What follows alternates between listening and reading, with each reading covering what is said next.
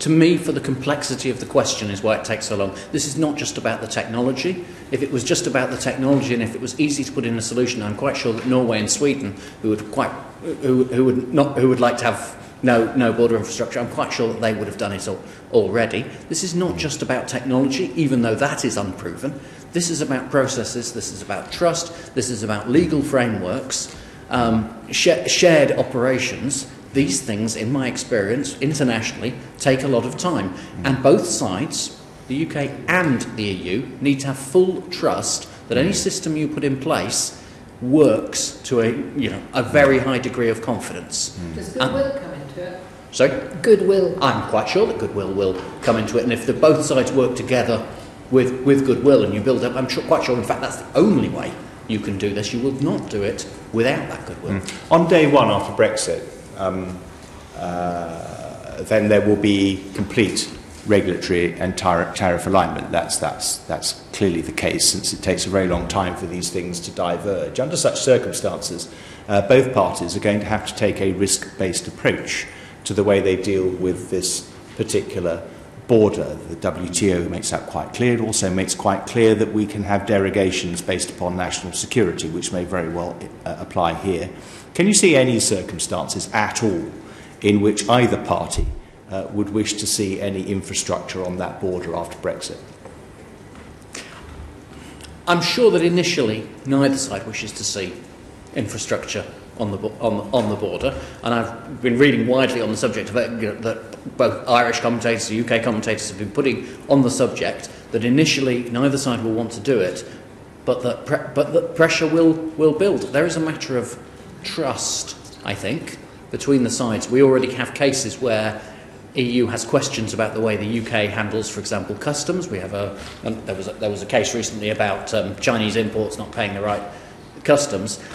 I think that pressure would build from the EU side in particular, but don't discount it building on the UK side, to say, what is actually coming through this border? How are we managing it? We are going to have to put something in place. Now, I don't know what something is, and I don't think that most people wish to speculate too much about what that something may be in the hope that that is not required. But I'm quite sure that in some dusty corridors in both Dublin and in this city, I'm quite sure that people are thinking about this and thinking about how you could possibly do it without causing big political problems. Bob, you want to make a quick point? On this point, two things. I'd like you to describe what the Swedish-Norway border is like, because my impression was that it was pretty fluid. And as I live sometimes on the French-Swiss border at Geneva, particularly in Ferney-Voltaire, where we have a flat, I don't see any problem going across the border there between a non-EU country and an EU country. And it worries me that you're saying 10 years too, because actually you haven't answered the question as to why it takes 10 years. Why it would take 10 years. That's twice the length of the Second World War.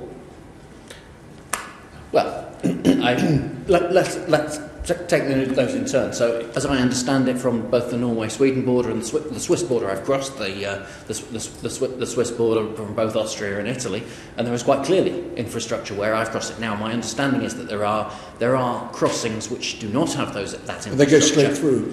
They go straight through. Well, I was stopped on both occasions. Yeah, on occasion. There is infrastructure in both cases, and I think that where on the crossings that there is not infrastructure, that goods are not allowed to cross, and I'm quite sure that there is surveillance sitting behind that as well.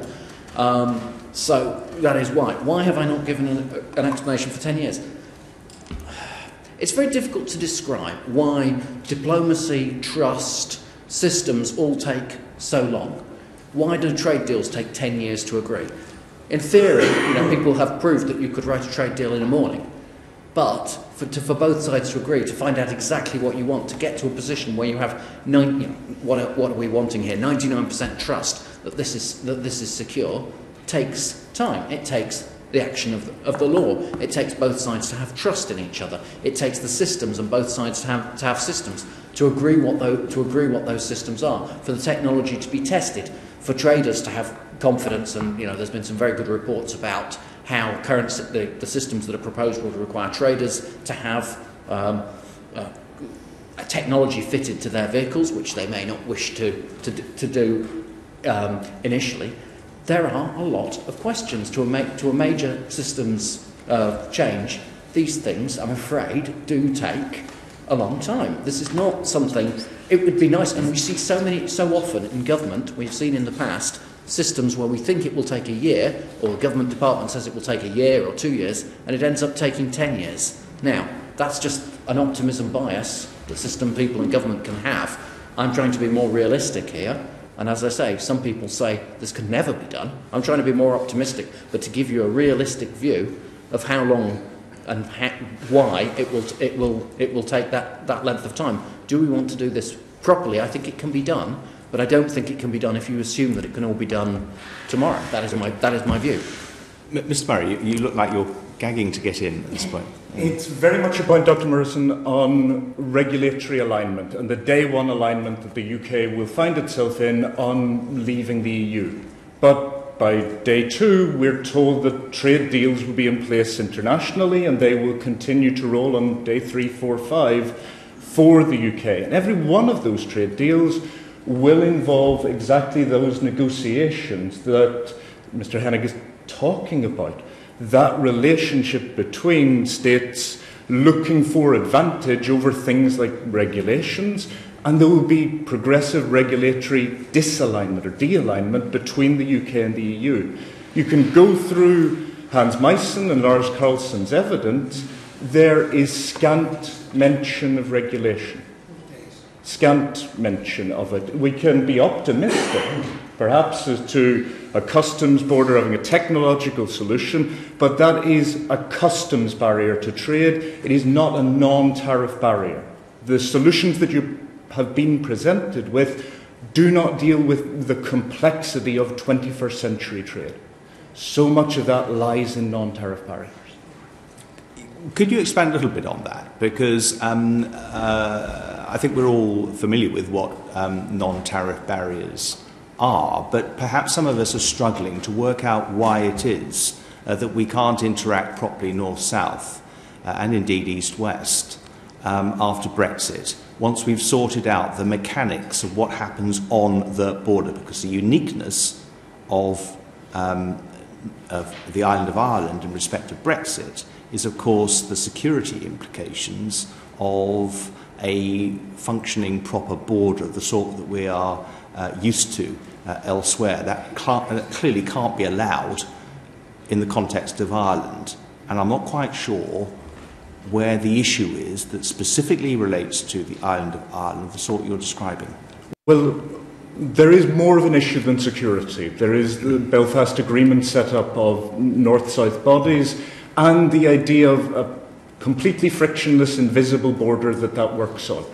If a patient in a Belfast hospital needs a rare set of blood platelets, that product has in the past been imported from the Republic of Ireland.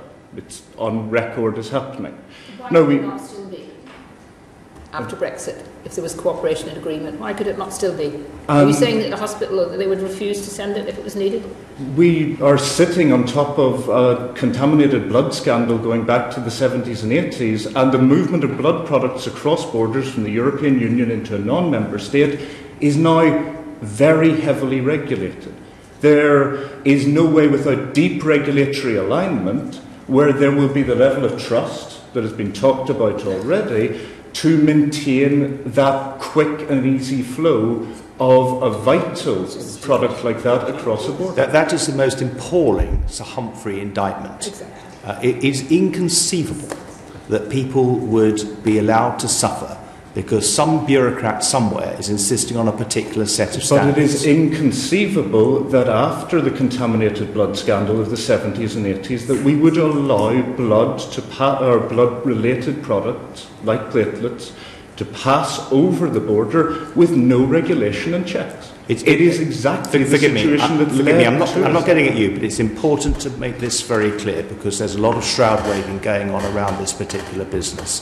A country like the United Kingdom, as is and as it will be, and a bloc like the European Union, as it currently is and will continue to be, will continue to operate closely and I imagine respect each other's standards. It is inconceivable that in respect of what you have just described, there would be a significant level of divergence. Would you not accept that? Or are you envisaging a future in which standards in the United Kingdom vastly exceed those in the European Union, or indeed, on the flip side of that, is that they in some way sink into some sort of antediluvian state of disrepair to the point at which our neighbours in Europe would say that we are not going to be taking dirty products from the United Kingdom. Is that really what you're saying? I'm really saying that ripping up EU red tape as regulatory barriers were put in place was a huge part of what the Brexit offer was. And that as soon as... There's products you can't bring across. Premature babies born in Northern Ireland, they can't be fed on the breast milk brought in from the Republic of Ireland. You're not allowed to bring them over the border. There's all sorts of things which you currently can't do in this wonderful world of the EU. Yes, and that's within a highly integrated You mentioned single market. smuggling. Smuggling's at its all-time high within the EU. Not only in our border, but across other EU borders. And I think that that's where the legal and the trust comes in. You've built up certain frameworks over time where, frankly, certain yes, there is This still yes, there is still. Europe isn't a mess. Well, I'm going to bring some order to the proceedings. I'm going to reassure our witnesses that although we all get very excited about this matter, we are in no way aiming that excitement at you, but merely at the issues. Can I bring you Dr. Tanner? Very quickly, yes. Yeah, so going back to the blood scandal, so is it not true that the Republic of Ireland had to pay out £1.5 billion in compensation due to a hepatitis C blood scandal? So is the reverse not true as well, that the standards in the Republic of Ireland have had a questionable history too? And this is where the standards have moved on, and those issues from the 1980s, but those standards are now based this is only last year. Yes, the payout was last euros. year for a historic scandal. Yeah, so you cannot say that the Republic of Ireland has a robust, as a member of the EU, has a robust safety history.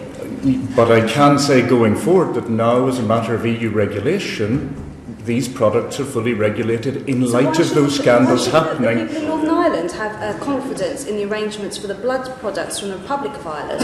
The same can exactly be said for the blood history from the United Kingdom. I think that's a very, very malicious comment to make in this committee. Right. Well, I think the point is made, and I'm going to proceed to Dr. Tannum. You're obviously an expert in relationships between north-south and east-west, which is obviously germane to the points that have just been made. Now, clearly, it's in the interests of all parties to this that after Brexit, we continue with the high level of trust that has already been referred to. Indeed, the experts we have heard from already rely upon, in making their cases, a high level of trust, particularly between the UK and the Republic of Ireland, which must endure. I wonder what reflections you might have on that.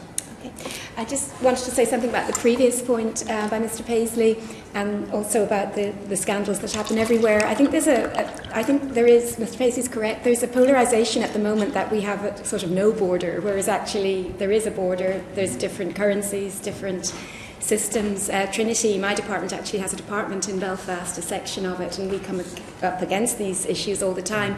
But Professor John Bradley has argued, formerly of the SRI, that Brexit makes the situation worse. So it's not that it's perfect. Cross-border cooperation has not been perfect. Trade is not as high as we might like in a way, but just to say it doesn't mean, I think that means, then it's fine, because actually the fear is things will get worse. So I just wanted to add that. Yeah.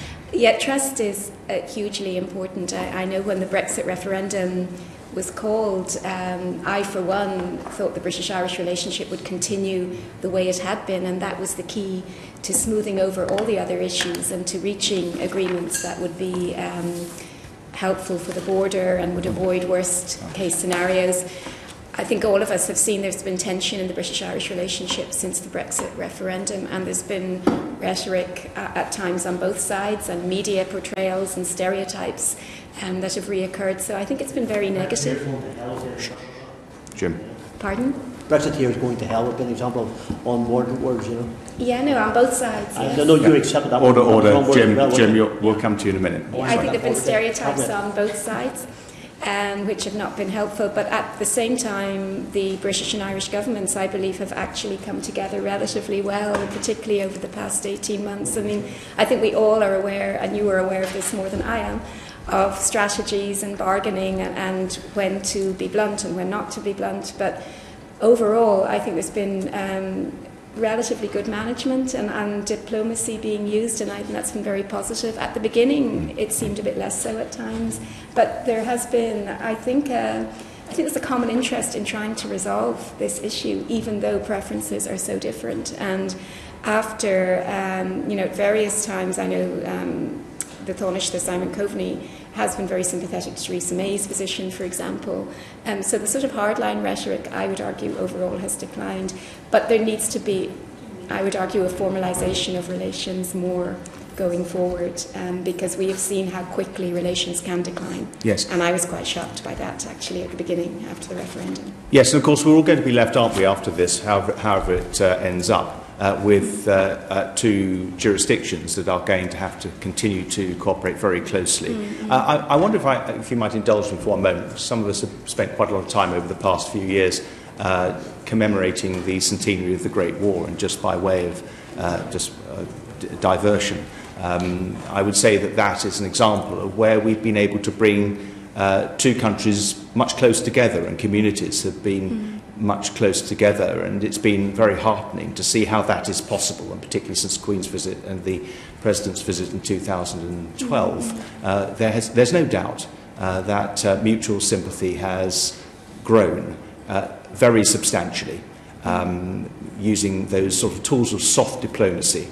After Brexit, to what extent do you think it will be, we will be able to easily perhaps repair some of the inevitable damage that has been done between the relations between the two countries, and how do you think that might be achieved? I think it's very possible, and I think there is a political will to do that. And the example, we've had very bad times, obviously, in British-Irish history and Northern Irish history over centuries and decades. So I think we've come through, and we have a very strong relationship still, despite the tensions at the moment. So I think the first point is that, yes, it's possible to do it, and I hope probable. There's a basic question. I was talking to a retired person from the Cabinet Office here about 18 months ago as well, and he was arguing about institutions. Do they reflect political will, or do they create it? And there is that question. As is my academic and my personal belief, is we need more robust institutions and more robust use of the Good Friday Agreement's institutions to preserve cooperation. Again, because it really did decline quite quickly after the Brexit referendum. So if that can happen on foot of the Queen's visit and very, other remarkable events historically, then I think we need to protect that very much institutionally. So I think there needs to be that commitment to use the Good Friday Agreement's institutions, all strands, and also perhaps to develop new bilateral agreements or some other format, which has been mentioned by Theresa May as well, I think, and also by our government. Just can I come in on that? I worked very closely when I was within the UK government. I worked very closely with the Irish government on trade issues, and I think that one of the things I note in trade negotiations, if you like, is that trade negotiations tend to bring out what divides you rather than what you agree on, and that something that we really have to be much to improve in the next phase is to make sure that while we're having these disagreements, which we will have over inevitably with our EU colleagues, is to make sure that we have in place strong underpinning relations. And it's not just with Ireland. We had a number of countries around the EU who we had very close relations with, the likes of Sweden or the Netherlands, and we need to make sure that those are continued, I think. And I agree, probably to put more effort into building closer relations with officials. One of the places we used to meet Irish officials a lot was in Brussels. Now that's not going to happen. How do we make sure that UK officials and Irish officials continue to have dialogue when we will no longer meet as often as we do now. But could I just stress, because I think bilateral relations with every country, Britain has close relations with now, are important, but with Ireland, there's the Northern Irish post-conflict situation where British-Irish cooperation is so vital to underpin that. Yes, you're absolutely right, it's a special case. Okay, Gregory Campbell. Very welcome. I was just going to press the rewind button there, Chairman. I was going to press the rewind button and get us back to 9:30 to start over again. I'm wondering, maybe Dr. Hennig, the first question, were you aware of, it was a report which in the Irish Times appeared a couple of months ago, quoting reliable sources in the Irish government, saying that the Irish Army had concluded a in-depth mapping exercise of the border and the extent of the number of crossing points that existed, which were greater than what they previously alluded to? I've been trying to follow as much as I can. I don't confess to having seen that. I can't confess I saw that report, I don't think. It was headlines in the news. I thought you would have seen it. I thought, Mr. Murray, were you nodding? Had you seen it? Or? I've seen it, yes. Oh, you have seen it, right. And they concluded, and we've also taken evidence from the Chief Constable, which seemed to reconcile with the number of crossings. They concluded there were about 285 crossing points. That's major roads, minor roads, approved crossings, unapproved crossings, laneways, fields, all sorts of crossing points. Mr. Hennig, you'd said that you thought maybe it would be about 10 years before any technological solution had come about. And you then, I took a note of what you'd said, that if something did come about, which everyone's very vehemently working towards avoiding a hard border, but I'm struggling to get anyone to tell me what this hard border might look like. In fact, I'm not struggling. I haven't had anyone who can tell me. You'd used the words, something might be put in place. Has anybody said what that might be and where it would be, if it were to come about? Like I say, people have not been keen to speculate, but let us look at what happens on a border at the moment. First of all, let us look at the regulatory checks, the SPS, the animal and animal products checks. So you need to have border inspection posts. So somewhere in the environs of a border, you would have to have one or more places where animals and animal products can be tested. Could you just stop you there then? Is there any suggestion that there'll be 285 of them? I have never... no, because I've not seen anybody actually suggesting that. As I say, nobody has wanted to speculate. I'm merely sort of... I'm saying what happens at a border. I imagine... I understand that, yeah. But in other fields of activity, is there any suggestion in any, whether it's VAT or whether it's some sort of security checks, that there are going to be 285 installations? Has anyone that you've spoken to or read about suggested that would happen? Because that to me sounds like what a hard border might be. But I think if there's ever going to be one, if you would follow the precedent of Norway, Sweden, and of the Swiss border, which we heard earlier, you would be saying that what I assume that people would be looking to do would be to say that goods would not be allowed to cross on many of those 285. The problem, I mean, also you have problems. You actually have literally. I know there are farms that straddle the border, which is a problem point. And these are questions that, frankly, both sides would have to try to address. I think you would try to put in. My best guess is if. Let us say, I hope this does not happen, let us say there were really relations just kind of broke down between the EU and the UK, I would guess that there would need to be posts somewhere in Ireland, and I don't know what the UK side would do either. Would we want to put checks in Northern Ireland? I think these are very difficult questions, and there is a very good reason that nobody wants to speculate on. But everybody, all the people that you've mentioned, have all said that they've no intention of doing that. The British government have said, will not do it. The Irish government have said, we will not do it. The European Union, and the European Parliament, and the European Commission have said, they've no intention of doing it. So who's going to do this? Who's going to put these whatever they are. As you say, something in place, whatever this is. So, I'm really struggling to see what this mythical hard border would be. Nobody anywhere has ever explained to me what it would look like, how it would be put in place, how it would be monitored, and most important of all, how would it be done in such a way that everybody in the Republic and in Northern Ireland could circumvent it at ease because of the fields, the lanes, the unapproved crossings. So what would be the point? If somebody emerged from the group who've all said they're not going to do it and said, well, we have to do it, is there an answer? I think Dr. Tannen and Mr. Murray have some thoughts on this matter. Dr. Tannen. 2 points. I'm not a technological person, and I've never worked in IT, so I'm just not an expert. But I think the issue on the number of posts isn't really relevant. It's any in the context, again, of a post-conflict situation. And unfortunately, because we do have a minority of dissidents, that's the fear going forward, not immediately, but that it could become a target that could lead to a hardening then. So I don't think the number really matters. I think it's any. And then apart from that, yes, nobody wants it. The EU said no, it doesn't want a hard border, but the EU has also said that it must respect the integrity of the single market. So I think that's where that's why the backstop was introduced. It's why hopefully the future trading arrangement won't necessitate the backstop. But overall, yes, nobody wants a hard border, but everybody has been emphasising the contradictions that might be there.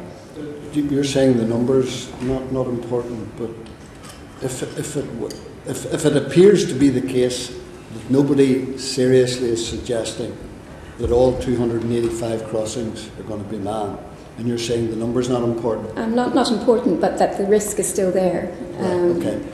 So then, whether it's small or big. Let us then take the discussion down the route of saying, well, what we'll do is we'll look at the sort of 10 or 12 main crossing points, main roads. You know, Dundalk, Newry, Londonderry, Letterkenny, Auchnacloy. There's about 10 or 12 main roads. As existed, if I can interject, before the single market came into place in 1993, a limited number of approved routes. Okay. And that then leaves about 275 other ways to get across the border. All of which, up to 1993, people were prosecuted on for moving cows. Well, I've lived on the border for 65 years. Smuggler. And I haven't seen very much evidence of that in the past.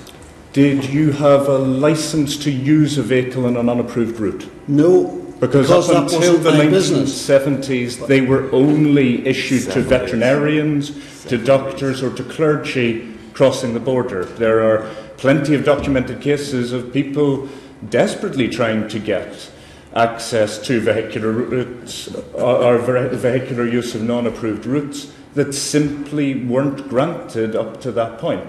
That is the history of life on the border. There's been 100 years, more than double the lifetime of the EU and the EEC, where people have lived and worked and operated and socialised on either side of the border. Yes. Even when there was a terror campaign.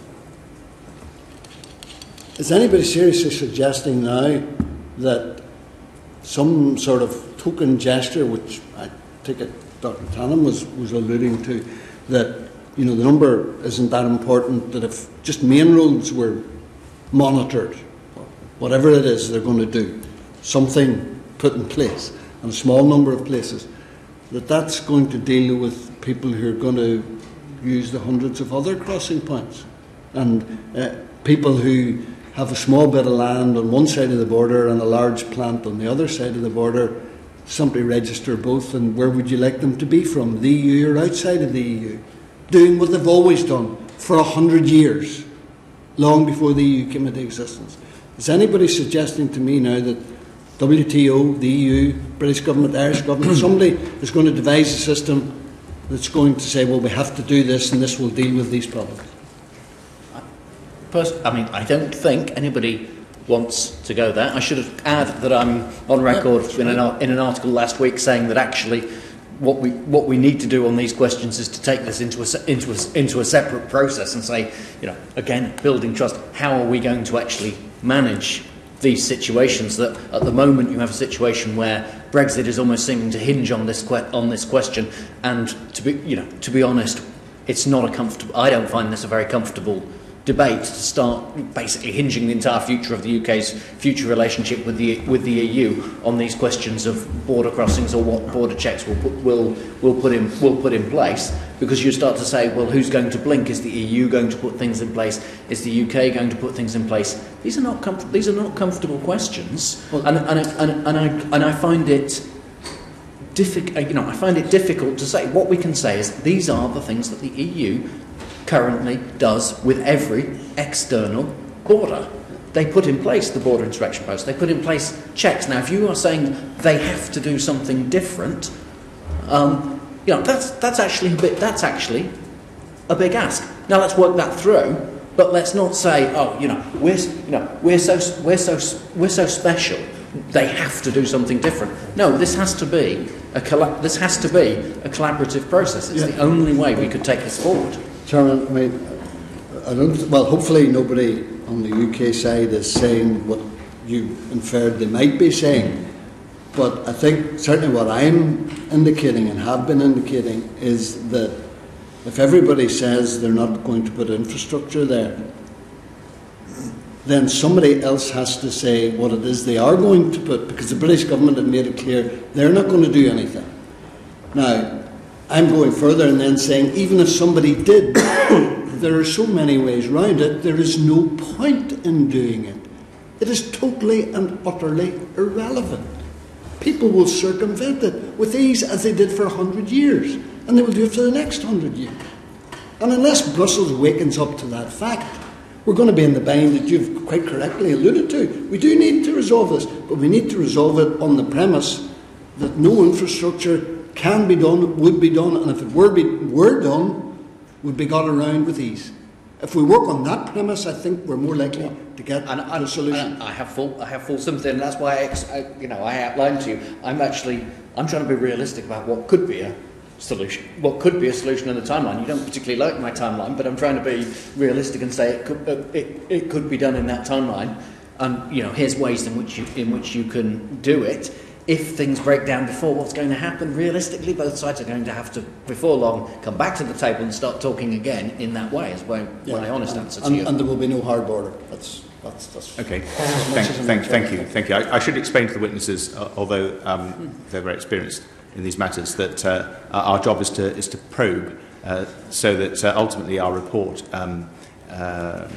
is fair and balanced and even. So if it appears that some of the questioning is reasonably robust, I hope you'll forgive us. It really isn't, believe me, aimed at you, but more at the issue. Kate Hoey. Can I just ask all of you, are any of you in receipt, not personally, but your department or your where you work, in receipt of EU money? We actually, in ESIP, it's one of the very few principles we have is that we don't. So you've never been in. I mean, I personally am not, and the organisation. I mean, I have no idea whether 15 years ago, but it is a very strong principle for the organisation. Your university where you're working, your two research. Of my colleagues have just got Horizon 2020 research grants. One on radicalisation in the Balkans, and one on ethics. She works in theology and ethics. Thank you. Ms. Owen, there isn't a research-intensive university in the United Kingdom that isn't in receipt. No, I didn't ask that. I'm asking about your particular law university in Newcastle. Newcastle most definitely is in receipt of European Union funding. I have not received any personally. Well, I wouldn't expect you personally European Union funding for my research. Yeah. Okay. Thank you. Dr. Henry. Sorry. I'm not doctor. I've been raised. I'm very pleased. Well, after appearing in all these select committees, you never know what could happen. Can I just... you seem to have just plucked 10 years because it sounds a nice figure. Why not 9 years? Why not 7 years? Why 10 years? Okay, let me just flesh out, because I cannot put an exact number on it. What I would suggest is, and what I have suggested indeed, again in writing, is that what you need both sides to come together and actually produce a definitive report on all of these issues and then to lay out a definitive and reasonable timetable in which they could be done. And that is actually what I would like to see personally within the political declaration. I've said here are ways I would improve the political declaration withdrawal agreement, and that is one of them. And then you can have a better idea than my kind of gut feel guesstimate 10 years. I've discussed it with endless numbers of people online, and some people think 5 more reasonable, some people think 20. My best guess, 10. You obviously read a lot of articles. Did you happen to read a letter in the Belfast Newsletter this week by Lord MP, the former leader of the Northern Ireland Unionist Party, where he had talked about it being a sledgehammer to crack a nut in terms of the overall trade between the Republic of Ireland, most of it coming to Northern Ireland or Great Britain, and vice versa. And I've heard the argument in relation to the whole of the EU. I know, I've heard the argument. So it's a very small percentage point. I think it's 0.001% of the whole of the EU trade, and in this particular little bit of border, which my colleague has said how many crossings there are. So, I mean, do you not think we are actually getting to the stage where clearly some people want, perhaps, in the EU to make, or in the Irish government to make this more of an issue than it actually is? From where I come from in trade, it's fully understandable that essentially precedent is really very important in trade relations and external trade relations. The EU has all these external borders, and while we can all say in this room we think that Northern Ireland is special and deserves a special case, the problem is that large numbers of other people will say we're special and we deserve special treatment as well. And I think that, no, I would take it as being the natural caution of customs officials. Customs officials are an extremely cautious bunch, because that is their job, to be an extremely cautious bunch. And this is the natural caution of bureaucrats and customs officials, not anything more sinister. That is my view. Dr. Tannen, what's your view on what David Trimble, Lord Trimble, who was obviously instrumental in getting the Belfast Agreement implemented, his view and others on the way that the backstop, if implemented, was actually going to be piercing a knife really into the Belfast Agreement? I actually haven't read his view on that, so that's a caveat. But I don't think it would. I can't see logically why it would pierce a hole into the Good Friday Agreement's institutions. It's a way of protecting the agreement, and that I think nearly is the whole point. So maybe if you want to explain in what way he thought it would pierce it. Well, it's very simple. The people, if the backstop is implemented, the people of Northern Ireland will have no say in the relationship with trading and all of the extra things that will happen on trade, because it's going to be their representative will be the Irish government. No, I think that's a big assumption. I don't think that would be the case. Well, then who will be speaking for people in Northern Ireland? There are different in the EU. I think that, well, for a start, in general, it hasn't been laid out yet by the British government how the devolved regions specifically will be involved in all of this. But I think there will be, and there has already been mentioned, various committee systems. But it's very clearly laid down in all the different structures of how it's going to work, the backstop, and there's no voice for Northern Ireland people. I don't think the representation was hugely clear. My impression of the withdrawal agreement was that I couldn't see very clearly in all cases how exactly the devolved regions, generally Scotland, Wales and Northern Ireland, how it would all work out. But I think there would be, I do not see at all any contradiction between the backstop, and I think that's a big assumption David Trimble has made, that would somehow with respect, it's not lose Northern Ireland's voice. It's Northern Ireland, Republic of Ireland backstop. No, I think there would be provision for Northern Ireland to have a voice very much in that system. Who? The political parties, if the executive was running, obviously that would help, but... Arrangement. There's oversight. That's the only thing it's offered. It's spelled out. I forget. I have somebody for it. Can we leave that till we come to you? I think in fact you haven't read it. Can I make a point on this? Because of her particular, your particular expertise. That's why I came to you. And well, can I just ask? It's not actually. Just to qualify that, I mean there are many times as academics we may miss something, particularly at the moment. So I have really attempted to read all. I've tried to read all sides and be academic as I am. So my apologies for missing that. I accept that, but I would say that Lord Trimble is not what you'd call an ordinary person. in well, we're all I suppose, extraordinary here. I think both Mr. Murray and Mr. Hennig. Well, I want to ask Mr. Murray a separate question. I don't want to go into that one any further. I was asking you, Mr. Murray, did you come to read? Have you heard of Professor Joseph Weiler? Was yes. the head of the European Institute, now Monet Professor Blow-on, and he wrote a very interesting article about having a front stop rather than a back stop. Would you have any comment on that? Again, in terms of, well, I'll just take the issues through that you presented so far, Ms. Hoey, because I think in terms of Lord MP's letter, I think the sledgehammer to crack a nut metaphor is, well, it's truncating his quote, because he says an incredibly politically sensitive nut within the letter. So putting it in those terms is perhaps to understate some of Lord MP's concerns around the arrangements.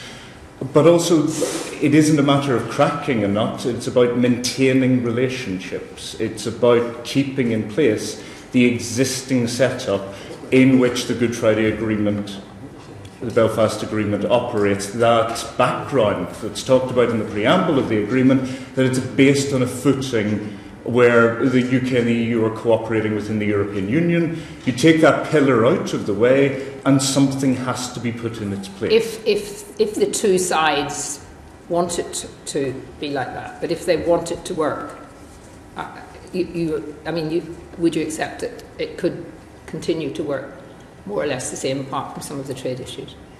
Forgive me, what could work more or less the same? The good relationship that you're talking about. The good relationship isn't kind words. It's an all-island energy market. It's at the moment a single unit for sanitary and phytosanitary measures. It's law. It's not good relationship. And if you're taking away law, it needs to be replaced with law if you're going to get to anything towards the UK government's stated goal of a frictionless border. And you think that can't happen? I think the withdrawal agreement makes a relatively good fist of achieving it between the sets of red lines that were put in place in advance. There's the Scylla and Charybdis of the withdrawal agreement were the European Union Withdrawal Act and the Cross-Border Taxation Act. They set up an arrangement where Northern Ireland would not be a separate customs territory for the UK, but also set up that there would be no regulatory arrangement, or there would be no regulations that could be put in place to establish hard border infrastructure. The withdrawal agreement finds that way around the position that Parliament imposed upon the negotiations. Okay, and just one final quick question, because one of my colleagues usually asks people, and I might as well get in first. How much time have you spent on the border, looking at all the different parts of the border in Northern Ireland, Republic of Ireland? I haven't been fortunate enough to visit recently. Yeah, have you been lots of times and you know the border quite well? Yes, but having grown up in Dublin, as an example of how things were, we used to go to Donegal on holidays, and we never went through Northern Ireland. We took nearly twice the length of time going through Sligo and to get there. Well, you never went to Northern Ireland? Not as children, no, growing up. So since my PhD in the 90s, I have been. Mr. Murray, have you? My home was in sight of the Republic of Ireland. You know the border very well. Good. Okay, thank you very much. Mr. Hennig, you wanted to make a point. Thank you. I want to make a point on consultation because I think this is an important point, which is to say that I actually I would agree in one sense with the point that the consultation mechanisms within the withdrawal agreement are not sufficient, but I wanted to bring that into a general point, which is I have studied the withdrawal agreement in great detail, and generally the consultation mechanisms for the UK as a whole are pretty awful as well. So I wanted to say that this is not an isolated case for Northern Ireland. This is a case where the agreement is not, in my opinion, as good as it should be. All right, thank you. And simply in terms of Lord Trimble and the consent principle, there isn't a threat to the consent principle under the Belfast Agreement built into the withdrawal agreement. It doesn't separate Northern Ireland out as a customs territory, and the Supreme Court in the Miller case was absolutely clear in paragraph 135 that in terms of consent ran as far as the constitutional status of Northern Ireland as part of the United Kingdom. Still doesn't answer the question of who's going to speak for Northern Ireland people if there's a backstop. But I'm sure some of my colleagues will take And that isn't, that's a very good question, but it's not necessarily one that creates a legal argument. I'm not really interested whether it creates a legal argument or not. Lord Trimble is, and that's simply where your line of questioning started from. All right. Dr. Cannon, quickly. Back to Lord Trimble again, I'm sorry, I didn't read it. And it's not in any way a reflection of any preference on my part. But I think the Professor Michael Keating in Aberdeen, who may have, I don't know if he presented here, but he has argued just what David has said, that there are inadequate or unclear provisions really about any of the devolved regions having a voice in the withdrawal agreement. It's not clear, so that's one point. And then secondly, I know it's my hobby horse, but I think the British-Irish relationship is vital here as well, in making sure Northern Ireland has a voice, in making sure there's legitimacy for the people of Northern Ireland and they feel there's legitimate representation. I think both governments would emphasise that. So it's not clear, but I don't think the backstop is going to put prickles or pin pricks in the Good Friday Agreement. I think that is an assumption. So. Thank you. Jim. It's lovely to have you here, believe it or not. I want to ask you a couple of questions, because I'm really very interested, Mr. Hennigan, in your opinion of how long it would take 10 years for it to happen. And then under a question to my friend and colleague here, Kate Hoy, you weren't sure it might take a shorter time. The reason why I asked the question is because it's simple to me. It reinforces my position. By the way, just for the record, I'm a Brexiteer, which would be a very different opinion from the three of yourselves in this panel, I would suspect. And because of that, I see Europe as that bureaucratic monster that sucks all the money out of the United Kingdom.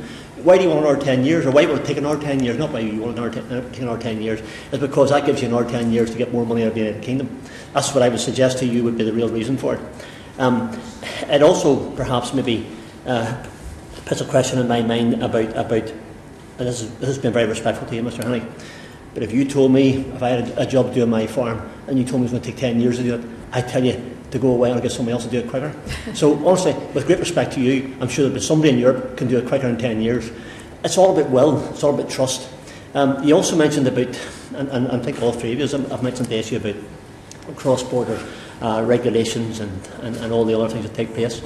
I have a company in my constituency, Lakeland Dairies. They have 2 factories in Northern Ireland. They have 2 factories in the Republic of Ireland. The milk product comes across the border in a liquid form. It's turned into powder. It's changed back across the border again. It goes back across the border a third time, and it's then packed, produced, and sent overseas. Tell me why that regulation and that system can't work whenever we leave the EU. Why should it not work? If the regulations in the Republic of Ireland are the same as the regulations in Northern Ireland for the 4 factories that Lakeland Dairies own, why should anything change? Anybody can answer that, please? I will have a go at both parts of that. Yeah.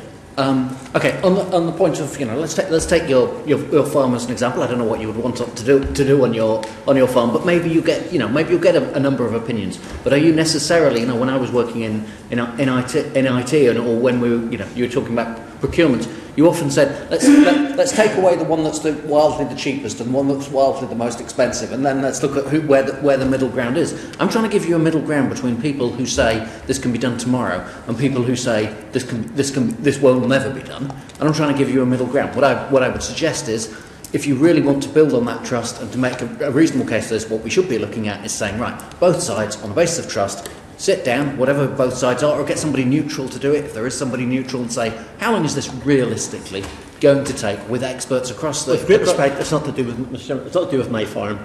It's to do with Lakeland Dairies, is a question I asked you for. Okay. I live in a farm. Okay? No, but that was I asked you a question. We asked a question, do you answer? Yeah, and that was on the first part. I was about to answer the second part as well. I would also just say to my colleagues, we do need to maintain normal courtesy when our witnesses are here as our guests, and we just need to keep that in mind. I want to come on to the second part, which is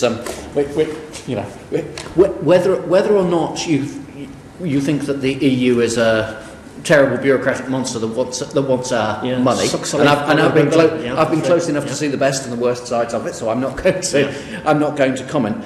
I think the important point is that it's the EU we're going to have to deal with in terms of the regulations, and it's the EU's regulations in terms of animal products crossing borders. which are a big problem here. And those are the EU's regulations. So what is it that we are saying? The issue is this. The regulations in the Republic of Ireland for that company are the same as they are in Northern Ireland. Therefore, when the products change the border on both occasions they go back and forth, nothing changes. It's going to be the same after we leave the EU. So why should anything change? But why should it change when the regulations are the same, when the products are the same, and their goals are the same? So are there, and I think that's the question, I think Dr. Murray raised this before, are our regulations in fact going to stay the same? If they are going to stay the same, then I think that we have that strong case. At the moment, we don't know if they're going to stay the same. And I think that I've come back to, because it's very important that we come back to the idea of a US trade deal. In the case of a US trade deal, it is quite likely that some of our agricultural regulations will change. Now, that then introduces a problem. Now, do you want that to apply to Northern Ireland? So we recall that at the moment, the regulation, Northern Ireland is a single animal health zone. I can't remember the exact terminology. So I think there's big questions, and the big questions, for all of us to answer is how we would want that situation to be. Would we like a situation in which Great Britain changed regulations with regard to animals and Northern Ireland did not, in order to ensure that frictionless trade carried on? These are the kind of questions I think we just need to surface and say these are going to be the questions. Let's now look at it properly. I agree with you in theory that if we don't change our regulations, that should be the basis on which we can maintain frictionless trade. But that's the point I'm trying to make, because if there's no willingness on our behalf to change any regulations from the agri-food sector or from others, then there shouldn't be the same obstacles or restrictions in relation to it. You mentioned also the issue about trust, and I'm going to ask you every three of you the question about trust, because it's very important. I think that we need to be trustful of each other, and this process has been rather divisive. I said earlier on in an intervention on my colleague here on the left-hand side that Donald Tusk's comments this week that Brexiteers were going to hell, just for the record, by the way, and for answer, I have a personal relationship with my Lord and Saviour Jesus Christ, and I know I'm not going to hell, and that's the only way you get to hell. You go to hell if you haven't got that personal relationship, and that's how it works. But he said that all Brexiteers were going to hell. Would you condemn that comment? I thought it was ill-advised. Yeah. Dr. Talman, would your opinion be the same? I don't think he meant it literally. It's not language I'd use. That's right. It's not within the EU competence. But you would still condemn it, would you? I thought it was ill-advised as well, but I don't. Well, yeah, it was public matter. I mean, it was well seen what the issue was, but you would condemn it. Dr. Yes, I would agree that it was singularly ill-advised, but it comes against a background of, shall I say, robust exchanges between the UK and the EU, going back to headlines like "Up yours to lowers" in the 1980s and 90s, and there is no excuse for escalating language, but I think it was seen as being a symbol of the frustration of the time, and no, I wouldn't condone it. Donald Tusk's comments would be condemned by you, is what you're saying. Yes. Yeah, absolutely. And the reason why I asked the question is because it's all to do with how trust and how we can build relationships. Do you accept that the majority of people in the United Kingdom, Great Britain and Northern Ireland took a decision to leave the EU, and therefore that has to be honoured? Whoever wants to answer. Or do you just ignore that referendum? I'll have a go. I say that I take my view that it was, the referendum question said, do you want to leave? The referendum said, we leave. It didn't tell us about how we leave, but it was an instruction to leave. I take that fully. I just want to add another point, which is that I try to maintain a neutral commentary, and I've been accused of being a Remainer and a Leaver and a traitor by both sides, and I've even been accused of being a member of your party when I was arguing in favour of against the original backstop. So I wanted to just make that point. If you haven't paid your money, you're not a member. The other issue really, there's been so much talk. Just to follow on, since you proffered the question to all of us, there is also 71% of the people of Northern Ireland signed up to the Belfast Agreement in 1998. And again, what's happening with Brexit is an effort to find a solution that respects that democratic exercise as well as the democratic exercise that took place in June of 2016. And the UK government has said the form that Brexit takes will be conditioned by the Belfast Agreement. Now, again, like Mr. Hennig, I'm trying to give you an academic commentary of this and not a political position. I'm not going to turn around and say to you that the Good Friday Agreement stops Brexit, because I can't make that point on my academic analysis. But it does condition Brexit if the UK government is going to say it remains bound by that international agreement, and it also has a democratic imprimatur through direct democracy in a referendum. Do you accept that Sorry, Dr. Tom. No, I'm not British, obviously, so yes, I respect the decision made by the British electorate to leave, and I think the aim is just to manage it, and in the context of the Good Friday Agreement as well. Well, it's very important to manage it in the right way. There's been much talk about and this is my last point, about the Malthouse alternative.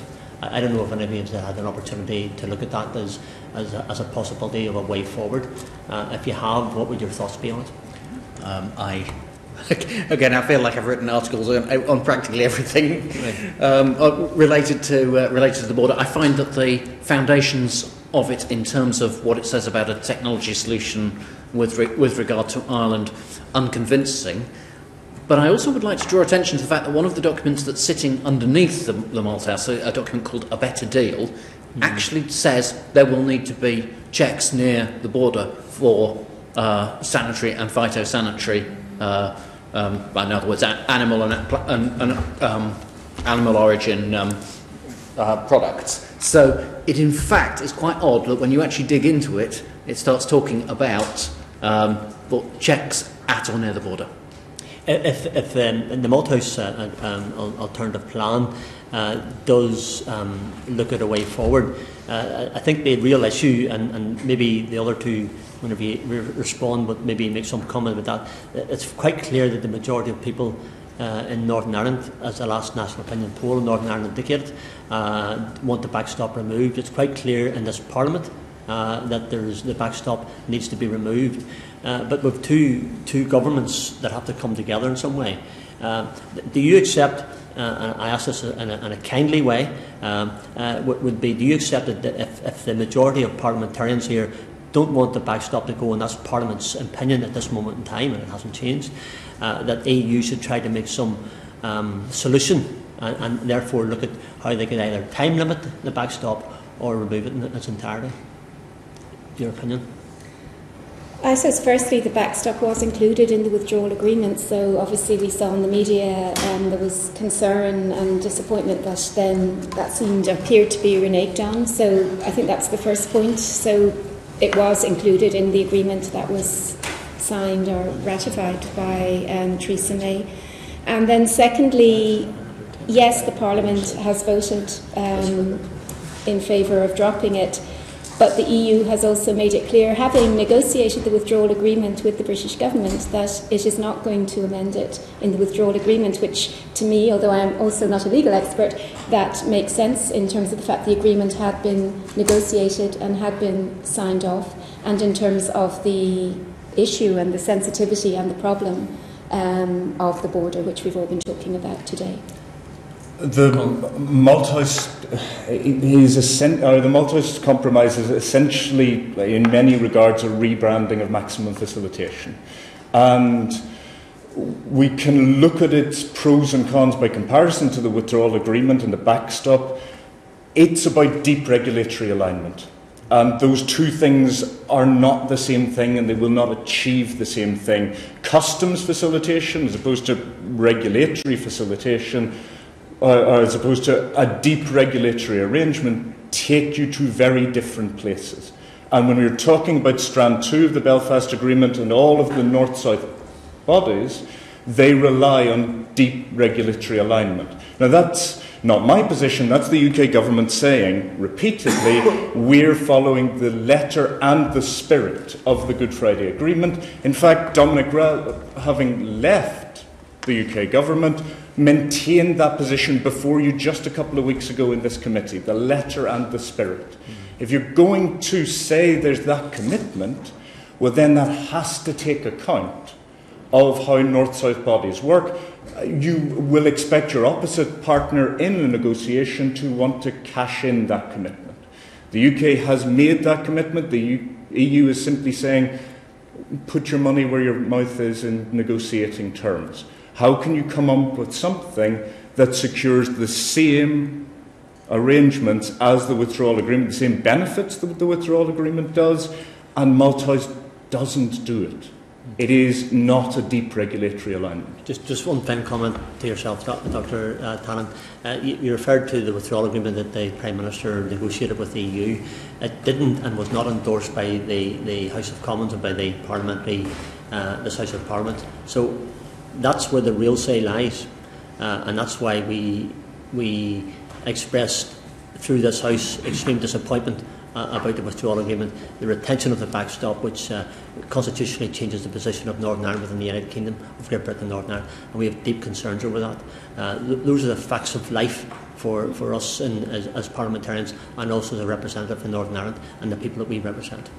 But just, I suppose, just to make clear, though, that obviously for obvious reasons, not everyone is represented in Parliament from Northern Ireland, so that's the issue too, which gets into a whole other debate. But the fact is, the reason they're not here is their choice. Oh, I know that. So that's their choice. They're not here. They can't represent their people. That's their problem. No, the people who are here represent the people. That's how it works.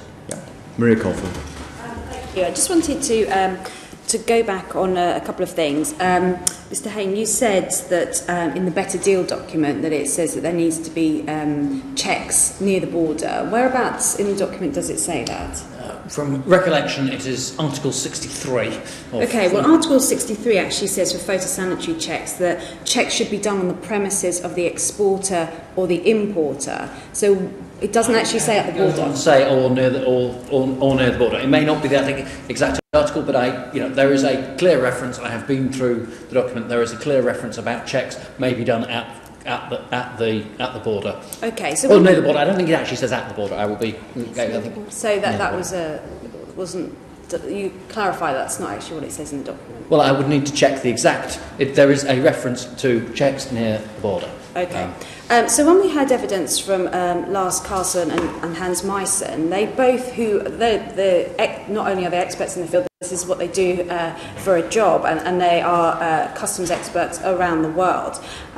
They both gave an example of where in Rotterdam there are checks done 20 kilometres from the port. And they are not talking about introducing new technology or new systems. These are systems in place. They both agreed with you that this takes time to introduce these systems, and commented that HMRC have not even started the process of that. Can you understand why HMRC would not have started looking at these systems months ago? I can't comment on. I've not been involved with HMRC. I don't know what they are looking at. I think that what I will say is that Hans Meissen and Lars Carlson are not considered by many in the customs expert community to be representative of the customs expert community. Even though they're doing this for a living on a day-to-day basis? I'm being very careful in what I say. Whether or not they're doing it on a living, they are not considered by many in the customs field to be representative. There is a lot of scepticism about the evidence that they are providing and the solutions that they are suggesting. So on that basis, I could understand why people are being cautious, but my own view, just to repeat it again, is that we should be saying there will be an expert report bringing in these and others and actually saying what can be done, what cannot be done. That is, we have not seen that. It would be a very detailed and very good piece of work for somebody to do. And then you have everybody has a common ground, a common basis on which to proceed on this question. Okay, and Dr. Talmadge, I mean, your paper that the work you're doing at the moment is looking at British-Irish relations, and I think I probably agree with you that there's the trust issue has somewhat broken down. So, do you agree that whether it was the burn in hell comment or turning up with a big thank you card to a press conference has not been helpful in building that trust in that British-Irish relationship? Well, the burn in hell comment wasn't from the Irish government, obviously. No. The thank you card, I didn't actually think about it. I saw a picture of it. I didn't think that was particularly detrimental. I think both governments actually have managed the situation relatively well. I honestly think that it's had some low points, but I think both governments are bargaining with each other, and there's always strategic aspects to that. But I really think within the constraints of what's been happening, language has been quite measured, and there has been sympathy, as I said, both from Theresa May to the Irish government and from Simon Coveney and Yvette Cooper.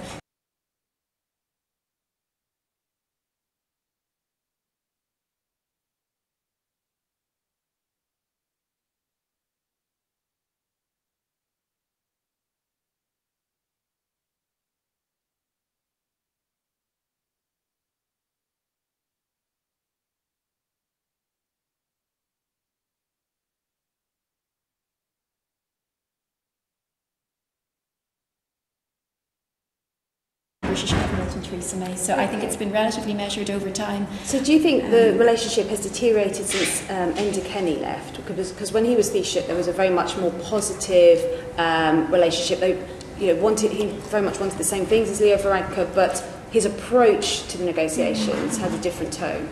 No, I don't. I mean, I've heard that said before. I think initially there've been ups and downs. Charlie O'Flanagan, who was minister under Enda Kenny, had some hardline rhetoric as well at times.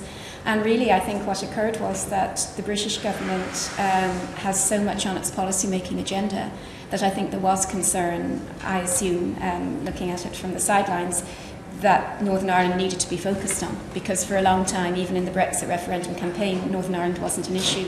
So I think at times where there are these apparent escalations, whether it's initially in the Enda Kenny government or after, it's to do with really trying to get focus on Northern Ireland and trying to make sure the British government does engage about Northern Ireland. But I don't think there's any difference underlying that between Enda Kenny and Leo Varadkar. Okay, and so Colin Murray, do you think there is a political agenda on Irish domestic issues that's underpinning why the kind of breakdown in trust between the British government and the Irish government? Do you think there is an underlying political motive that's apart from Brexit?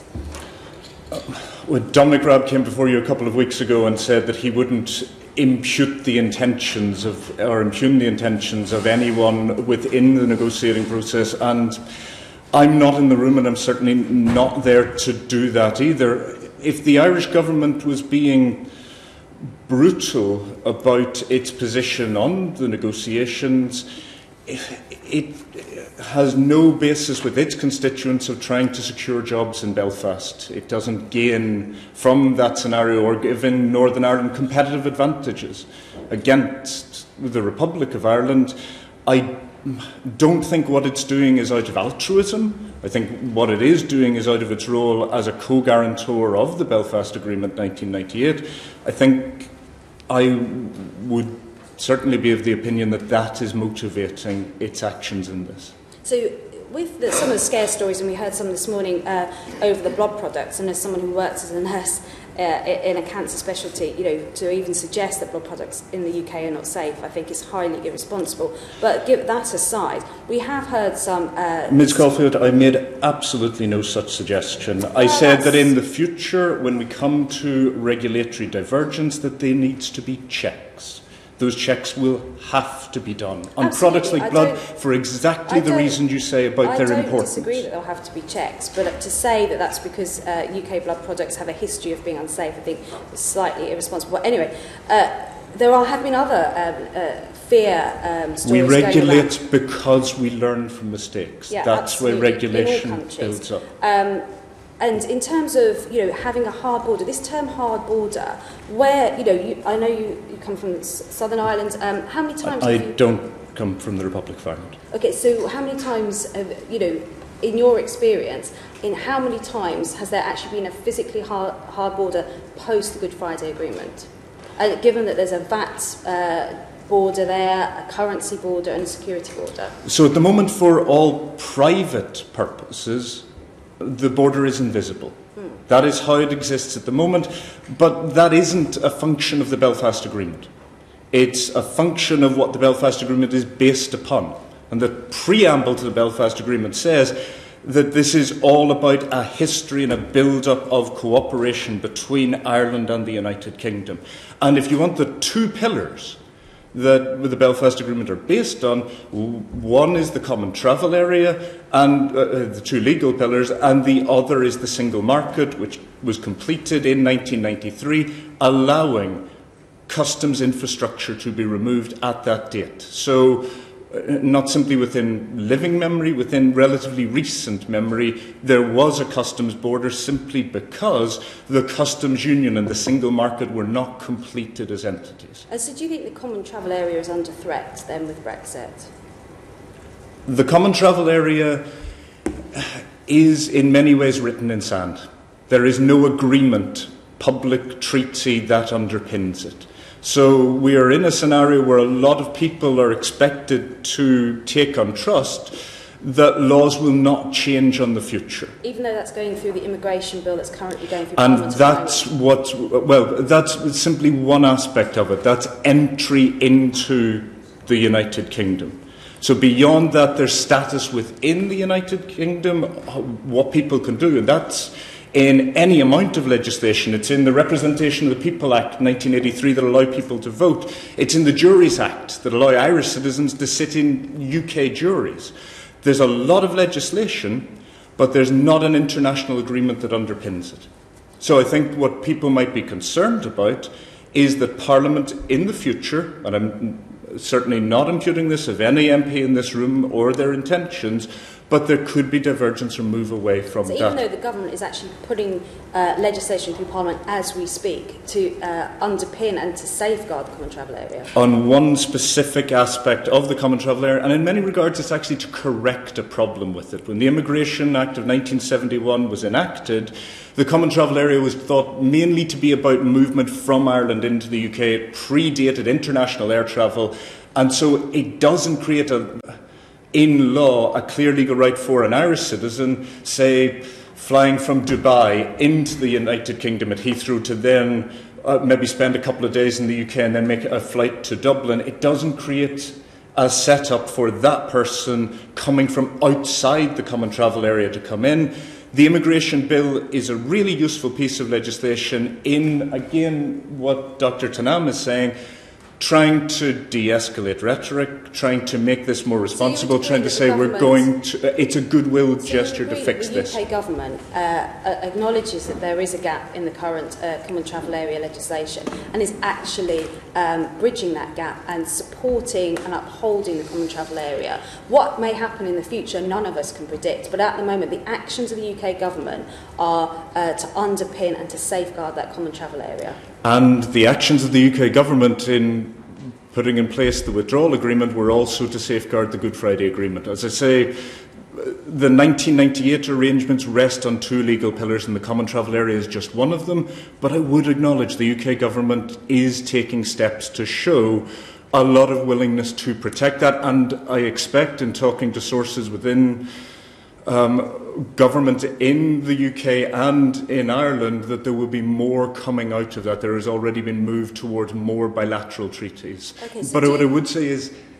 the withdrawal agreement sets that up. Article 5 of it allows that, and it's not part of EU competence. Okay, so do you not agree that when you wrote your Article 5 months ago in the UK Constitution Law Association that that there will be identity checks at the border potentially post-Brexit, that was probably an irresponsible thing to do and doesn't reflect the actions of the UK government in trying to underpin and safeguard the common travel area? Again, that's not what I wrote. I wrote that that had been a function of life under the common travel area previously, that there was nothing in law to prevent that. You said it could happen in the future.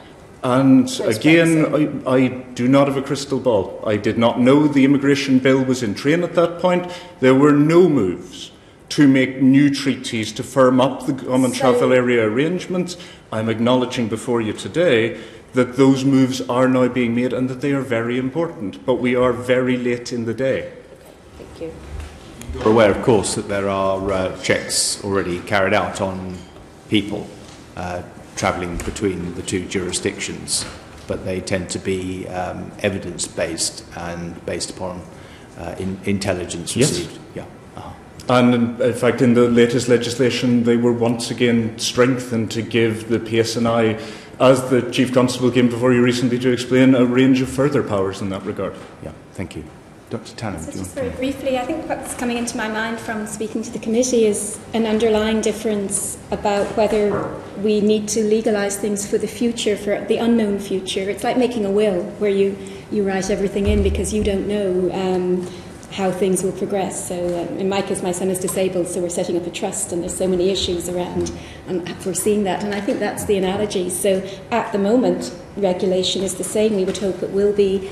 We all believe in health and safety standards, but we don't know the future, and we hope it won't be bad. We hope these things won't happen, but I think what you're getting at is that we have to protect against an unknown future that could be negative, even if the risk is low.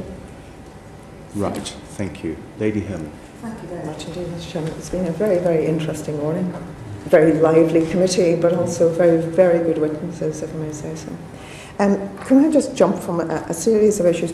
I'll carry on from the Common Travel Area. The Common Travel Area, of course, only applies to British and Irish citizens. The Republic of Ireland will remain within the EU, and therefore citizens of other EU member states will be perfectly entitled to come and work in the Republic of Ireland. So while the Common Travel Area, and it's going to be put into legislative form in some aspects in the immigration bill, what happens to the other EU nationals who cannot benefit from the Common Travel Area?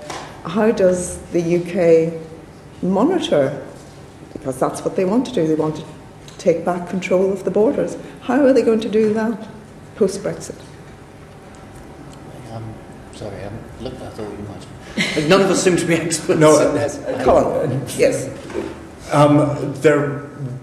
There has been a strengthening of the powers accorded to the Chief Constable of Northern Ireland at the moment.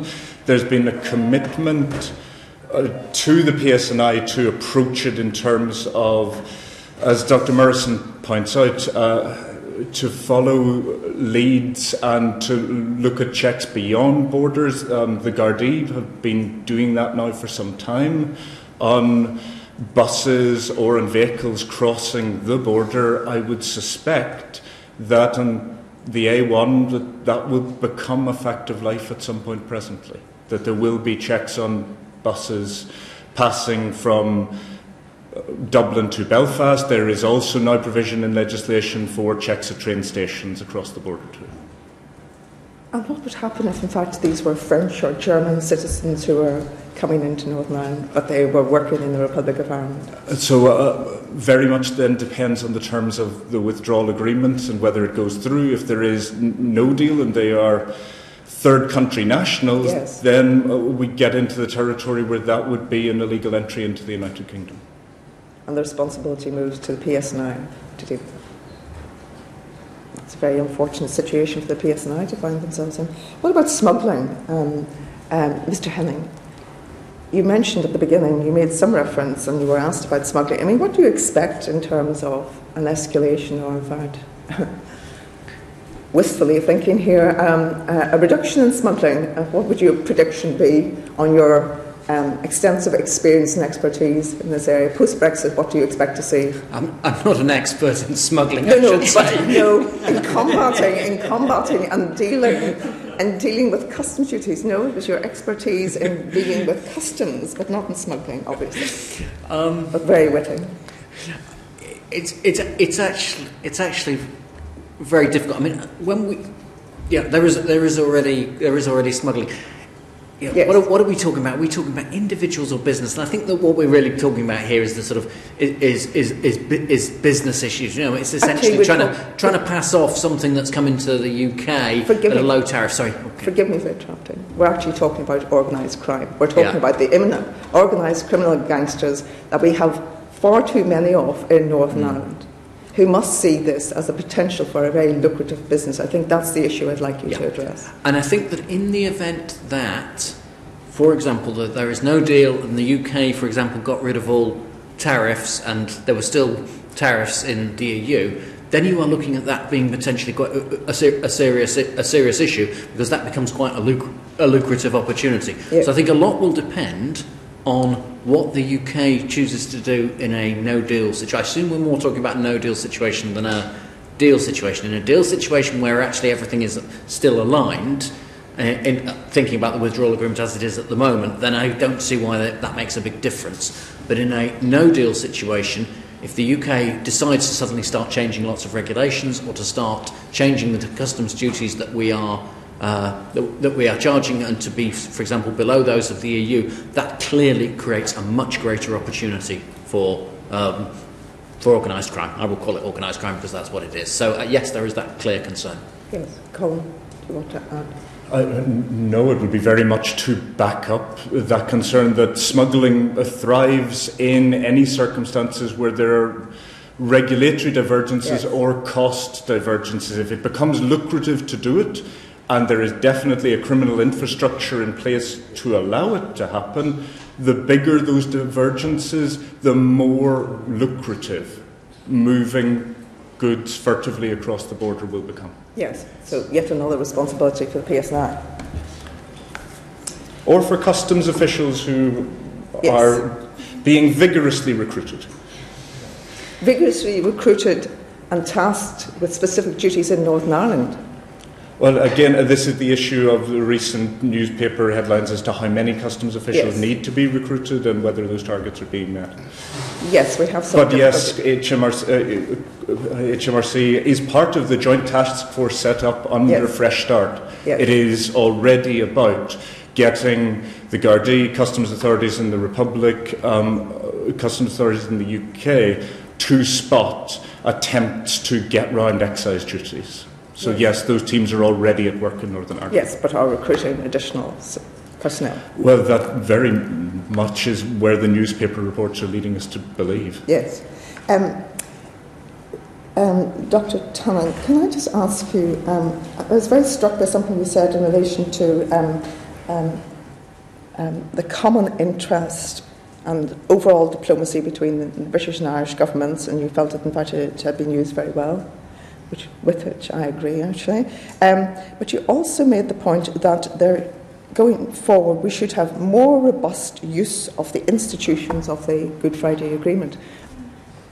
I mean, in the continued absence of a functioning assembly for over 2 years, I mean, do you see any evidence of any will at all to make more robust use of the institutions of the Good Friday, the Belfast Agreement, amongst political parties, indeed, in Northern Ireland? At the moment, no. I mean, I think, I have heard Lord Trimble, saying that this can't be resolved really until after the Brexit negotiations are resolved, so that the executive really won't be in place until this period has been solved. So I think that is a big factor and a big impediment to more robust use of the institutions and to, again, back to legitimacy and Northern Irish people having a voice. I think that's a huge problem. I still would emphasise British and Irish governments in keeping their eye on the ball in trying to incentivise cooperation. If we look at the peace process, it was very much British and Irish governments that created incentives and had a carrot and stick strategy to encourage and to really reach the conclusion of the Good Friday Agreement. So I think of those dedication coming at that level, at elite level, and at prime ministerial level, because that really has been absent, particularly on the British side. Even in the peace process after really the St Andrews Agreement, the Irish government also sort of was not taking its eye off the ball, but less involved because there was peace, because everything seemed fine. So I think it can be done. I think it is a huge problem about the executive not being in place, but I think that the British-Irish dimension to that is essential, and that was the whole underpinning of the Good Friday Agreement as well. The Strand 3 East-West dimension wasn't just a package deal. I think it was very central to creating incentives within Northern Ireland for cooperation at a higher level, at elite level, from both governments. Yes, and how detrimental do you feel it has been during the 2 years of Brexit negotiations that we have not had a functioning assembly in which the SDLP You know, they lost their seats in this House in the general election of 2017, but other smaller parties, indeed Sinn Féin, who don't take the seats in this House, that their voices have not been heard at Stormont. How detrimental has that been? I think it's very detrimental, and as Mr Paisley said, it's Sinn Féin's choice not to take their seats, but overall the situation is very detrimental, that there isn't an executive in place to have a coherent voice. I think it's hugely detrimental, and that the level of cooperation, even if it was in place, I suppose there would still be a risk that Brexit would become this sectarianised, or not sectarianised, but divisive issue that could impede that voice. So I think it is very detrimental, yes. Could I just ask Colin then, just following on from what you said, I mean, how has Brexit impacted on identity in Northern Ireland? Well, I think if I can bring it back to this idea of the letter and the spirit of the Good Friday Agreement, when David Trimble gave his Nobel Prize acceptance speech and he talked about Northern Ireland prior to the agreement as having been a cold house for Catholics, there was definitely something in the rhetoric around the agreement that set up an offer that Northern Ireland would be a space that was in many ways like Ireland. You would have north-south healthcare or environmental or agricultural cooperation over the border to, if you like, take the sting out of the issue of nationalism, to try to put an offer in place that says, stay within the United Kingdom. Look, you can have the best of both worlds. Northern Ireland is a special constitutional space where this cross-border cooperation works. But that was built on, and it is shown in the mapping exercise that both the UK and the EU government did going into the withdrawal agreement, that those elements of Strand 2 are based upon EU-designed cooperation and EU measures. Yes. And that's, if you like, where identity is knocked out of kilter. If those foundations are removed, then a profound part of the offer that was made in 1998 begins to erode. Northern Ireland begins to feel like somewhere that has been moved on its centre of gravity. The withdrawal agreement is an effort at stasis in its core, to keeping Northern Ireland in important ways where it is at the moment, be it on, and it's not just on trade, it's on non-discrimination law, and it's on right, safeguards and equality of opportunities. All of that is built into the withdrawal agreement. If we just talk about it in terms of trade, and if we just talk about it in terms of customs, we get into what Tom Paullin described as a fictionary universe, where the laws are not the same as the ones in this place where we call real. We miss a really key point about what those arrangements are and how they were set up. And that's why this has become more and more an orange and a green issue. Why this has become an issue that is so divisive. And the Belfast Agreement is supposed to be an agreement that, well, we've talked about, certainly you have in previous sessions of this, an agreement that lasts in perpetuity. Yes. Or that comes to an end when circumstances are met. A vote on a border poll that would bring alignment. But even then, there would be protections for the birthright of people who would call themselves unionists to still describe themselves as British and claim a UK passport, even if sometime in the future Northern Ireland joined the Republic of Ireland to become a united country. The Good Friday Agreement would not end at that point, and there is no stop on its operations. But, if you like, you can't have it the other way either. You can't erode a lot of things that people who are Irish citizens in Northern Ireland regard as being core to their identity without risking that whole edifice. But is there a feeling that, in fact, that their identity is being eroded in the way Brexit negotiations have taken place? It comes to Heaney and the idea, if you take away one part of my identity, you take away part of me. And I think if we look at the way EU citizenship rights have changed, from the joint report in 2017 through to the withdrawal agreement, Northern Ireland is now very much seen as being an external to the European Union. So your European Union citizenship rights still exist as an Irish citizen, but they would exist in the same way as if you were in Canada.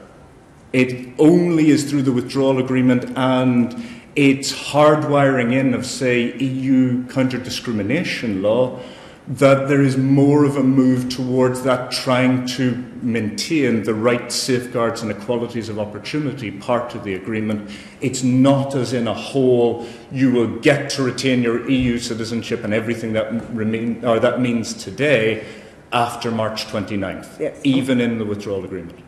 And if you follow that argument through, does that bring a border poll, you've mentioned it earlier, that bit closer if people are feeling that their identity is being undermined by the Brexit negotiations? I think that the impact of Brexit is the question that is above my pay grade. Very much, it would be speculation on my part to go there, and I'm not going to do that to this committee. Dr. Tan, yes, please. I think back to the spirit of the Good Friday Agreement and the letter, the principle of consent is hugely important, and I think a border poll would not be advisable, because that really, as we know from referenda, becomes a very black and white issue. So I would argue, and I think it would be the Irish government's position, not to prioritise a border poll. No, well, it's not for the Irish government to prioritise a border poll. No, but I mean, in terms not. of, there has been talk though of, are there being plans made on scenarios for unification? And I think that the Irish government would be very against that, is my belief, from what I can gather, because it would be seen as destabilising and against the spirit of the Good Friday Agreement, where there's recognition of two identities and of the need for consent, which doesn't just mean, at least my interpretation is, that 51%, for example, would not be a very consensual outcome for Irish unification. So as regards a border poll, people are saying it could be more likely. I know some American senators have also said it. Obviously, we see why, but it's not on the agenda, and it definitely wouldn't be something that would be prioritised. Even Sinn Féin has gone to and fro about this, so I think it's not. I'm sort of hedging my bets, so it could be more likely, but there isn't a political motivation. And the Irish government is important there, even if officially it's not got the role. Well, the power to call a border poll lies with the Secretary of State for Northern Ireland. Yes, I know, but in terms of the planning, etc., it's still important, and it's not doing so. Thank you. Thank you so much. It's worth pointing out that Sinn Féin on the Radio 4 this morning was certainly not indulging in any to and fro on this particular matter. Maybe they went one way, throwing. Indeed. John Grogan. Yes, I've got just two brief questions to Mr. Hennig, and then just one general question. But just a very brief preamble. I must say I found the evidence as robust and as compelling as the questioning, and I suspect who knows how long max fact solutions will take. I tend to think it'd be nearer 10 years than 2, but all I am sure of is it took 80 years to get peace on the island of Ireland, and I coming from a different point of some of the committee, I would like Parliament to have votes on other options. But if we do, or if we don't, and if we the evidence today has reinforced in my mind that if we get down to no deal or the Prime Minister's deal, I'd have to vote for her deal, really, if it got to that point. Not just because of the impact on the economy of the Keighley constituency I represent, but because I just could not risk soldiers from Keighley having to go back to Northern Ireland as they did for many, many years. And so I think I found the evidence very compelling. But just a couple of questions. You mentioned at the beginning, you did technology, and you said trust, and you said processes as well, that you'd have to, if you were going to get a solution where you didn't need borders, you'd have to look at processes. Just to be clear in my mind, what sort of processes are we talking about? Maybe it's obvious, but yeah. Okay, so this is when you're putting in place technology. What is the technology actually doing? What is it there for? So it is there to say, right, a trader has their goods, they're trading them into Ireland. What steps do they need to go through? And you run through those steps in turn. Right, how can technology help each of their steps? What happens if those steps are they do not go through them for one reason or another? What if they are illegal traders? And you're running through each of those sort of process steps in turn and saying, right, where can technology play a part? What happens if something breaks down? What's the do we need some trust here? Do we need some law in this place? So what you really have to do is map out all of the different potential scenarios for all of the different regulations, and that's the process part. Okay, so then where does the technology fit into all of those different flows? I see. And you made an interesting point, or I think perhaps one of the witnesses made an interesting point. If you did get into the backstop, isn't it true that Northern Ireland would have many, many competitive advantages in the circumstances of the backstop? If the backstop lasted 10 years while we were working out the technology and other things, there's potential for boom time in Northern Ireland. I mean, they would have have a competitive advantage over the Republic in terms of one of the main customers, England, Scotland and Wales, and yet they'd have a back way into the European single market. It would be boom time, wouldn't it? If I was a big American investor, I'd be thinking, well, let this not last 10 years, but 50 years. It's an interesting point of view. I've heard it said quite a bit by a number of people that actually Northern Ireland could get the best of all worlds and could economically really benefit from this. Yes. I am slightly unconvinced. Right. I can see the argument. Yes.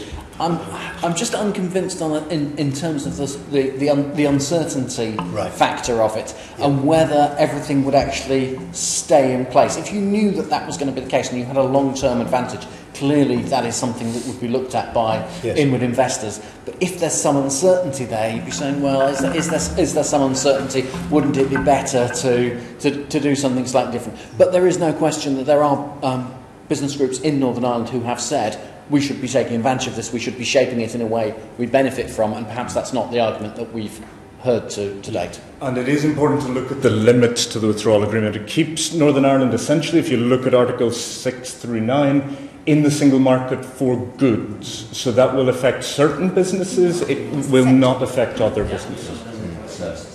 Point. I was going to emphasise in all this the sectors involved. There are different sectors that lose and win. Yeah, I think I might start a campaign for Yorkshire to join the backstop and for it to be 50 years. But a more general question to you all. In terms of, I attended on behalf of a committee an interesting committee meeting which was led in the House of Lords, and it was an attempt of the different parliaments to have some oversight of the process, and it had many limitations and so on. And you've said that, I think you've all referred to the fact that it's not really quite clear what influence, if we do the deal and we go to the withdrawal agreement and so on, it's not quite clear what role the different parliaments and assemblies should have. If you were writing a piece of paper as to what the arrangements should be, what would the suggestions you would make?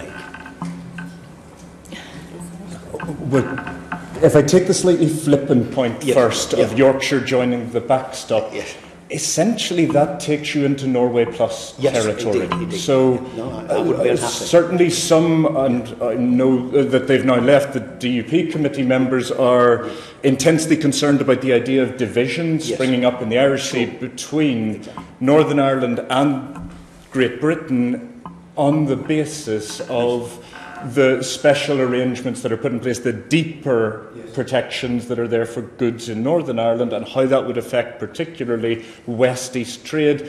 If the entire of the UK exited into the EEA, it would deal with those concerns. And it is not to suggest that as the fix, because it would be a Norway plus solution. A lot of the checks that are at the Norway border at the moment are on livestock, and Norway isn't, say, in the Common Agricultural Policy, and there are checks in that area. So there could be, say, bolt-ons, like keeping the All-Ireland SPS measures arrangement to create that sort of setup. But beyond that, you would have a whole UK approach rather than the backstops approach. What I will say is that the backstops approach is a function of Parliament's red lines as laid out in the Withdrawal Act and the Cross-Border Taxation Act. I think for Northern Ireland, assuming the executive is in place, I think there would have to be, apart from the whatever devolution arrangements are reached, there would have to be a connection and clear connection with the institutions of the Good Friday Agreement. So what comes to mind would be the British Irish Council, which hasn't really been utilised very fully, but it represents the Crown dependencies. Scott, well, you all know this, I'm sure. So I think that would be an avenue where you would have the connections made between Northern Ireland's voice and the Good Friday Agreement and the devolved institutions through the Good Friday Agreement, would be what comes to mind. So I think there would have to be that connection, assuming the executive's in place, which I hope it will be. Just to add to that, and not wanting to introduce more division, but as somebody from Lancashire, I just want to put that on the record. That I think that what I was saying about the inadequate consultation is in the respect of the transition period and then the backstop, the way that the UK is going to be subject to all manner of things, and there is no expectation that anybody from the UK is going to attend any of the meetings in Brussels that are attended at the moment where these laws are set. Sure. Now, I would have made a much bigger point about making sure that you could have attendance, and then I think so. There's a question of treaty in terms of UK's rights to be there, and then I think there is a question of UK internal politics and procedure to say, right, if the UK was to have consultation rights, how do we bring into play the devolved assemblies and others with an interest? And that is something which, again, I don't think we have fully gone into detail on. I think it will be something we need to look at quite urgently after, on the assumption of leaving with a deal. We need to look urgently at how is the UK going to contribute, what underlying bodies are going to make sure the UK position has the support, widespread support of devolved assemblies and others. Thank you, Chair. To what extent do you think the Republic of Ireland would welcome such a thing? Because one of the things that the Republic of Ireland is, of course, concerned about is that it's somewhat unique position with respect to corporation tax may look even more unique on departure of the United Kingdom from the European Union. It have very few friends in supporting its position, and we know that Brussels is looking rather enviously at its current stance in relation to taxation, and there is pressure, mounting pressure, to deal with it in some way, which would clearly not be in the interest of the Republic of Ireland, particularly if the UK outside the European Union decided to adjust its own corporation tax rates. That might make Belfast look very attractive indeed, as we've touched on previously. So to what extent do you feel Dublin is likely to wish to encourage representation outside of the European Union by the UK in Brussels after Brexit? Well, you touch on a really interesting and politically sensitive issue within Brussels, which is if Dublin wished to do that and wished to maintain UK influence, there would be a number of other countries that say, hang on a minute, we definitely don't want that, because what you've just said is that if the UK has continuing influence in Brussels, it may be able to help Ireland do something that is unpopular with other member states. You start to see why other member states, we are led to believe, led by France, did not want the UK to be present at these meetings for fear that we would be able to exert more influence than a non-member should have by being in the room. This is one that is going to rumble on, and I think that I think we would want to be clear. I think we would want to start small and more modestly than that, of saying we would like to be part of the technical committees, and not suggest that the reason we wish to be in the rooms of Brussels is so that we could make representations and try and control things from outside. I don't think that would go down very well. Sure. I don't think the Irish government would support that either. I think it would be very against that, just because of the emphasis they've had so far on maintaining the sort of being part of the EU family, so to speak. So there'd be a big wariness and opposition. And I suppose on a technical issue of the corporation tax rates in the Republic of Ireland in the Lisbon Treaty got very clear commitments from the EU with regard to retaining its tax status, and that would be outside EU competences to change it, certainly to change it against Ireland's will. So it's perhaps not the circumstances. Again, out with a major treaty revision that was accepted by Ireland in the future, where UK influence could ever be brought to bear. Very good, thank you. Nigel Mills. Just a couple of questions.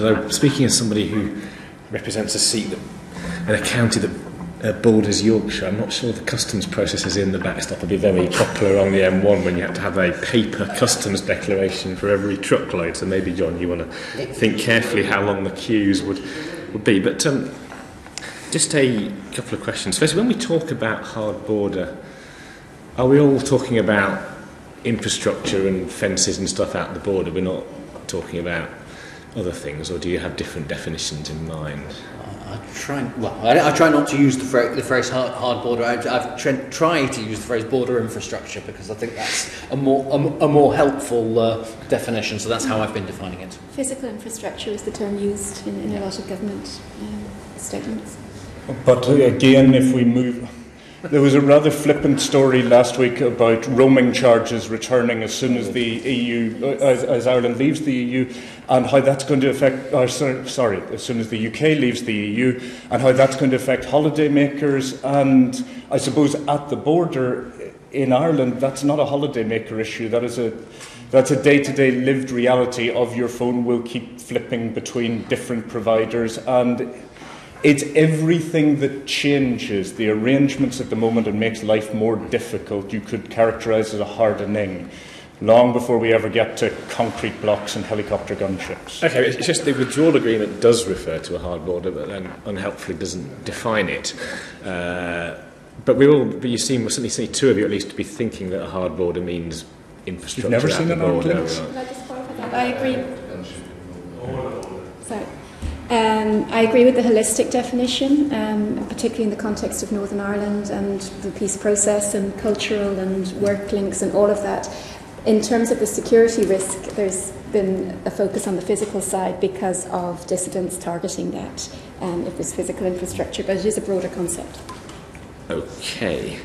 Now, Mr. Hennig, you're not a big fan of this agreement, I think, looking through some of your Twitter posts about it. I think probably the most generous you've been was referring to the Prime Minister appears to be proposing blackmailing Parliament to support her bad deal at the last minute because no deal would be even worse. I think that was about just before this committee session started. So we can conclude you're not a supporter of the deal. Is that fair? It is fair to say that having read the agreement, I was disappointed with large parts of it, and I felt that although you understand the deal, and I'll just be clear about this, you understand the deal as being a landing zone between the red lines that both parties set, and those red lines included, with regard to the border in Ireland, that it is also the job of negotiators to make sure that landing zone is somewhere comfortable for both parties, and I find that it is rather, the deal as it is rather devoid of comfort, and it is in areas like the consultation, because this is about the future. This is not something we're going to debate. We're going to live with this for years to come, so we really need to make sure this is right. So what's your suggestion to the way forward from here if we can't fix this? I mean, is a 3-year transition while we try and work out what the future partnership looks like a better way forward than ploughing on with this awful deal, in your words?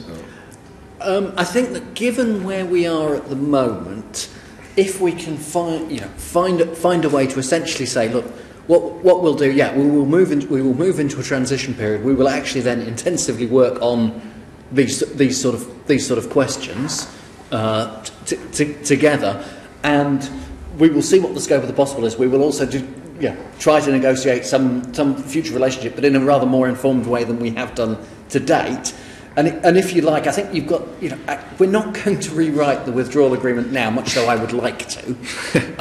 Therefore, short of an extension for a year, which I don't think people really want, I suspect the best bet is to go into a next stage and actually to try and put as much right in the next stage as possible, and that means an intensive process of reviewing where we got to, defining the future relationship in a much clearer way, and that report on what options are available in Ireland, potentially as part of a slightly separate process, I've argued, for Ireland. Thank you.